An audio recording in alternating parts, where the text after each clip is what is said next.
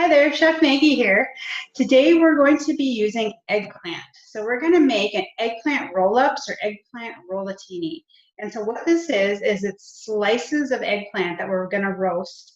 And then we're going to make a tofu ricotta cheese and roll that up in there and then cover it with some tomato sauce. Delicious. It's such a great dish. So we're going to start by preparing our eggplant. And so to prepare our eggplant, I'm just going to cut off both ends here, okay, both sides. And then we're going to cut our eggplant lengthwise, okay, into strips. This one's probably a little too thick.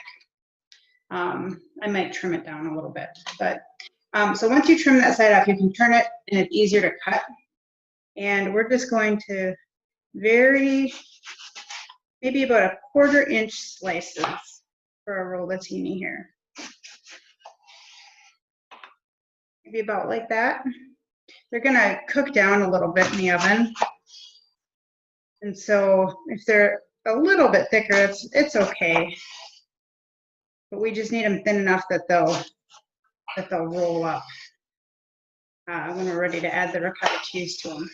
So, okay, so I have my slices of eggplant, and what I'm going to do is I'm just going to lay them on this prepared sheet pan that I have.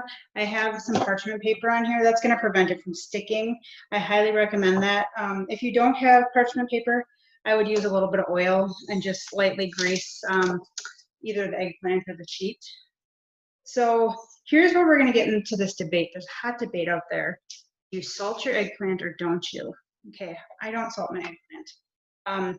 And if you don't know what I'm talking about, when you see eggplant recipes, a lot of times you'll see a step where you salt it and let it sit. And people think that it draws the moisture out of it. And I've done some experimenting with it, and I found that it doesn't make a big difference. I salted a piece of eggplant, and then I didn't salt a piece of eggplant. I put them both on, cooked them both the same way, and they tasted very similar. By the time you add all your different ingredients to it, it's going to cover up any little bit of bitterness that remains there. So I think it's an added step that's not necessary, but it's up to you. If you notice a big difference, go ahead and salt this first for 30 minutes. But if it doesn't matter that much to you, I think we should just go ahead and bake it. So I'm going to stick this in the oven for about 15 to 20 minutes until they're nice and soft and they're pliable enough to roll up. Okay, so next we are going to make the tofu ricotta to go inside the rollatini. This ricotta is super delicious, and it tastes really, really similar to regular cow's milk ricotta. So super quick, easy recipe. You're going to want to buy the tofu like this that you can buy in the refrigerated section. Don't buy the silken tofu in a box because that's not going to give you the same texture, but this tofu that comes in the refrigerator section is what you want to buy. Firm or extra firm is just fine. Either one of those will work. It comes in a few different sizes. You can buy like a 14 to 16 ounce size.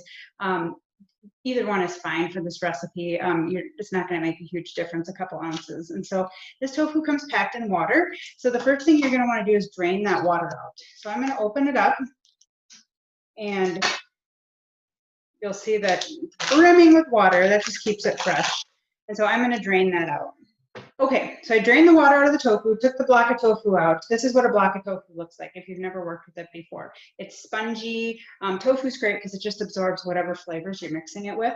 And so what I'm going to do is I'm going to crumble this up. Just take your hands and crumble it right into your food processor. You could do this in a blender too if you wanted. Just make sure you're not pureeing it into like a liquid. So food processor works really nice, but if you don't have one, I mean, the other thing you can do is if you wanted to, you could take a potato masher and just mash this really, really fine if you don't have either of those implements. So I just broke that up in the food processor. Here I have some fresh basil, some dried oregano, some nutritional yeast, and some garlic powder. And so this is going to make this add a lot of flavor to this. And if you're not familiar with nutritional yeast, it's a deactivated strain of yeast. So you can't bake with it or anything like that, but it has kind of a cheesy flavor that's nice when you're making vegan cheeses and things like that. So you can buy it at like health food stores or on Amazon, anything like that. If you don't have access to it, you don't want to buy it, you can skip it. That's fine. I just add a little more salt and just a touch. Oh, there's a little lemon juice in here too, and a touch of lemon juice, and that should help amp up the flavor a little bit. But you can play around with the flavors in your ricotta. This is just for this recipe. I thought those flavors would be nice. So I'm just gonna pulse this.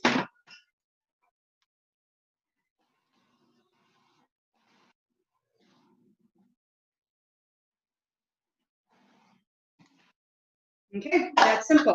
And then I'll show you what it looks like. It looks very similar to ricotta. Okay, and it tastes really similar to it too. It's kind of magical. So it's that simple. So once the eggplant slices are done baking, we'll roll them up, and I'll show you how to do that next. Okay, well, now we have our roasted eggplant here. It's roasted, it's nice and soft, it's pliable, that's what we're looking for. Still a little hot, that's why I used my oven mitt here. Make sure it cools down enough that you can handle it. So it doesn't, but you could even bake these ahead of time and do them later. So, but I'm just doing them now since they came out of the oven. So what we're gonna do is we're gonna take one of these eggplant slices. We're gonna take our tofu ricotta and take a nice big scoop and just kind of put it on the end. Okay, and then we're just gonna roll it up. Just like that. Look at that pretty little thing. And I should have done this first, but I'm just gonna put a little bit of sauce in the bottom of this dish so that the eggplant doesn't stick to it. Guys, it's okay to use jarred sauce. If you don't wanna go to the effort of making it, there's a place for it. And this would be a great place for it, but today we're gonna use a jar because that's what I'm doing. And that's okay. It's okay to take shortcuts sometimes. So I just covered the bottom with a little bit of sauce. And then I'm gonna just put this eggplant rollatini right in there. So just there. Then I'm gonna repeat that with the rest of the eggplant tofu ricotta.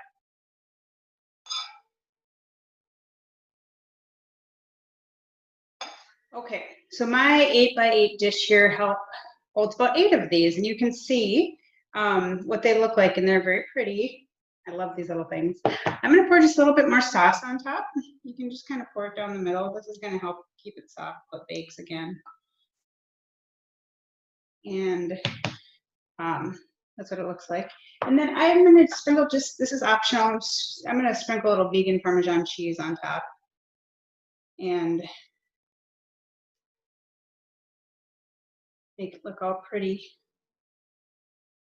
And then I'm gonna bake this. I'm gonna bake it again.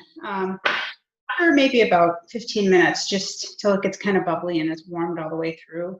So we'll bake it, and then I'll show you what it looks like afterwards. Okay, the eggplant rollatini just came out of the oven and it smells so good. My whole house smells like Italian spices and herbs, and so delicious. So here's what it looks like. It's piping hot. The sauce was nice and bubbly. I knew it was done, knew it was heated through. You could always just stick a little knife in there to make sure it's heated through. This would be great served alongside a salad or some other kind of roasted veggie. Lots of different things that you could serve with this. This is a great main course dish. So I hope you enjoy this. Have fun cooking it. Bye.